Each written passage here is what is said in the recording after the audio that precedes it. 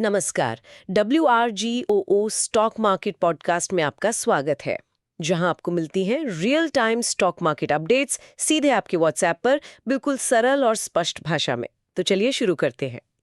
भारतीय शेयर बाजारों में आज कई दिनों की गिरावट के बाद थोड़ी कह सकते हैं रौनक लौटी। हाँ, बिल्कुल। सेंसेक्स और निफ्टी दोनों ही हरे निशान में बंद हुए। सेंसेक्स में करीब 555 अंकों की बढ़त दिखी, 80,364 पर बंद हुआ और निफ्टी भी लगभग 198 अंक चढ़कर 24,625 पर पहुंच गया। जी। तो आज हम इसी रिकवरी के पीछे के जो संकेत हैं, जो आंकड़े हैं, उन पर थोड़ी गहराई से बात करेंगे, समझने की कोशिश करेंगे कि बाजार क्या कह रहा है। हाँ, देखिए आज की ये जो बढ़त है, ये कई मायनों में अहम है, क्योंकि बाजार का भरोसा थोड़ा डगमगाया हुआ था पिछले कुछ दिनों से। सही बात है। तो ये उसको थोड़ा संभालती है और इसके पीछे साफ तौर पर दो घरेलू वजह दिख रही हैं। अच्छा, कौन सी? पहली तो है भारत की पहली तिमाही, मतलब अप्रैल से जून FY 26 की GDP ग्रोथ। ये 7.8% आई है। महीने का HSB manufacturing PMI data okay. वो 59.3 पर आया है।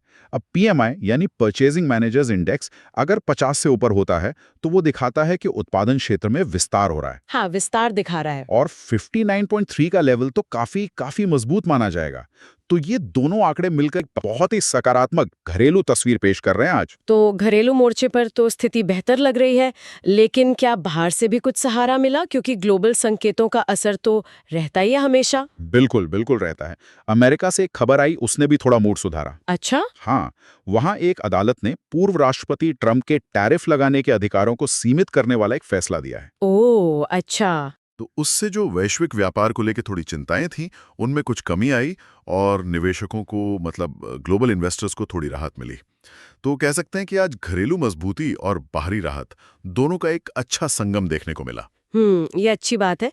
तो ये तो हुई बड़ी तस्वीर। अगर हम बाजार के अंदर देखें, मतलब सेक्टर्स की बात करें, तो कौन से हिस्से आज ज्यादा चमके? देखिए, आज साफ तौर पर ऑटो सेक्टर का दिन था। निफ्टी ऑटो इंडेक्स करीब 2.8% ऊपर बंद हुआ। 2.8%? हाँ, और इसके पीछे वजहें भी साफ हैं। गाड़ियों की बिक्री के ताज़ा आंकड़े अच्छे आए हैं और आगे त्योहारों का सीजन है, तो मांग बढ़ने की उम्मीदें भी हैं। हाँ, फेस्टिव डिमांड। और जो हमने GDP ग्रोथ की बात की, शायद उसका भी असर है कि लोग थोड़ा आत्मविश्वास महसूस कर रहे हैं बड़ी खरीदारी के लिए। हाँ, हो सकता है। इसके अलावा कंज्यूमर ड्यूरेबल्स और मेटल्स, इनमें भी अच्छी रौनक थी आज। लेकिन हाँ, एक सेक्टर जो थोड़ा पीछे रहा वो था रियल एस्टेट। वो आज थोड़ा सुस्त था। ओके। और अगर हम शेयरों पर आए, कौन से शेयर आज फोकस में रहे? बढ़ने वाले, गिरने वाले? हाँ, तो बढ़ने वालों में ऑटो शेयर तो थे ही, जैसे Mahindra and Mahindra, Tata Motors, Bajaj auto. इनके अलावा NTPC, टाइटन, डॉक्टर रेड्डीज ये भी अच्छा कर रहे थे। आशार मोटर्स का जिक्र करना चाहूंगा, करीब 3% चढ़ा। 3%? हाँ, अगस्त की बिक्री के शानदार आंकड़ों के दम पर। दूसरी तरफ गिरने वालों में कुछ बड़े नाम थे, जैसे Sun Pharma, ITC, HUL, IndusInd bank, Airtel और अडानी एंटरप्राइजेज। इनमें आज दबाव देखने को मिला। कुछ खास शेयरों को अगर देखें, जैसे इन्फोसिस, आज 2% से ज्यादा प्लस 2.03% की तेजी थी। क्या इसे हम IT सेक्टर में किसी बदलाव का संकेत मान सकते हैं? हो सकता है।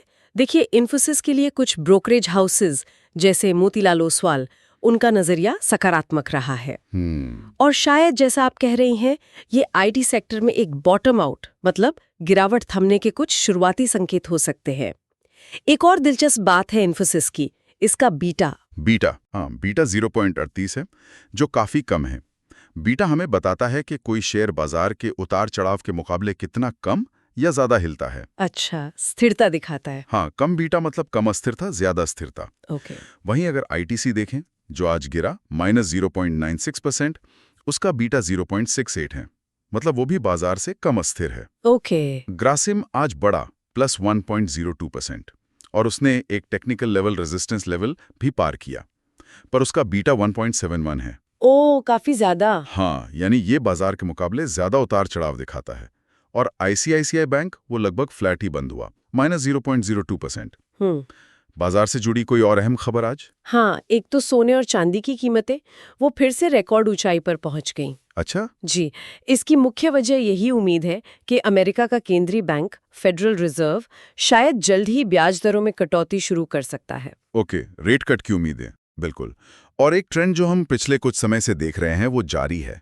विदेशी संस्थागत निवेशक यानी FIIs वो अभी भी थोड़ी मतलब सतर्कता के साथ बिकवाली कर रहे हैं। वो बेच रहे हैं। हाँ, लेकिन हमारे घरेलू संस्थागत निवेशक यानी DIIs जैसे म्यूचुअल फंड्स हुए, बीमा कंपनियां हुई, वो लगातार खरीदारी करके बाजार को सहारा देने की कोशिश में लगे हुए हैं। ये FIIs और DIIs की जो खींचतान है ये वाकई दिलचस्प है, खासकर अब जब हम सितंबर महीने में आ गए हैं। सितंबर का रिकॉर्ड तो थोड़ा मिला जुला सा रहता है बाजार के लिए। बिल्कुल सही कहा आपने। अगर हम पिछले 10 सालों का ही डेटा देख लें तो 10 में से 6 बार निफ्टी सितंबर के महीने में गिरा है। ओह, और उन 6 मौकों पर FIIs ने बिकवाली ही की थी। तो ऐतिहासिक रूप से देखें तो सितंबर में FIIs की तरफ से एक बिकवाली का दबाव देखने को मिलता है। एक पैटर्न है। हाँ, एक पैटर्न सा है। लेकिन मजे की बात यह है कि DIIs लगभग हर साल सितंबर में खरीदार रहे हैं, उन्होंने बिकवाली नहीं की है। अच्छा, तो वो संतुलन बनाने की कोशिश करते हैं। बिल्कुल। और अगर हम अगस्त के जो डेरिवेटिव्स रोल ओवर डेटा हैं उनको देखें तो ऐसा लगता है कि ऑटो, कंज्यूमर ड्यूरेबल्स और FMCG सेक्टर ये सितंबर में शायद बेहतर प्रदर्शन कर सकते हैं। ओके। तो अब असली सवाल यही है कि क्या DIIs की ये जो लगातार खरीदारी है वो FIIs की जो संभावित बिकवाली है उसके असर को कम कर पाएगी या नहीं, ये देखने वाली बात होगी। तो कुल मिलाकर आज की कहानी ये बन रही है कि मजबूत घरेलू आंकड़ों और थोड़ी वैश्विक राहत के चलते बाजार ने वापसी तो की है, लेकिन आगे FIIs की बिकवाली का दबाव और सितंबर का जो ऐतिहासिक ट्रेंड है इन पर नजर रखनी होगी। ऑटो, ड्यूरेबल जैसे सेक्टर फिलहाल मजबूत दिख रहे हैं। हाँ, बिल्कुल। और एक बात जो सोचने वाली है वो ये कि आज की बढ़त के बावजूद कुछ शेयरों का वैल्यूएशन मतलब उनकी कीमत अभी भी काफी ज्यादा लगती है। जैसे एक उदाहरण ले परसिस्टेंट सिस्टम्स का, उसका P रेशियो यानी प्राइस टू अर्निंग रेशियो 54 से भी ज्यादा है, जबकि उसी इंडस्ट्री का औसत PE 25-26 के करीब है। ज्यादा जरूरी होगा सही सेक्टर चुनना, जैसे ऑटो या FMCG जो अभी मजबूत लग रहे हैं, या फिर बाजार की जो ओवरऑल दिशा है उस पर ध्यान देना। ये एक अहम सवाल है जिस पर शायद निवेशकों को विचार करना चाहिए। बिल्कुल, ये एक विचारणीय बिंदु है। तो इसी के साथ आज की चर्चा को यहीं विराम देते हैं। याद रखें, यह पॉडकास्ट सिर्फ सूचनात्मक और शैक्षिक उद्देश्यों के लिए है। ये किसी भी तरह की खरीद बिक्री की सिफारिश नहीं है। शेयर बाजार में निवेश करने से पहले हमेशा अपने वित्तीय सलाहकार से सलाह जरूर लें।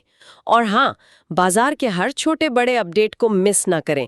WGRO के साथ पाएं सबसे तेज रियल टाइम स्टॉक अलर्ट्स सीधे अपने WhatsApp पर, गूगल न्यूज़ या न्यूज़ चैनलों से भी तेज। Rocket and M। धन्यवाद।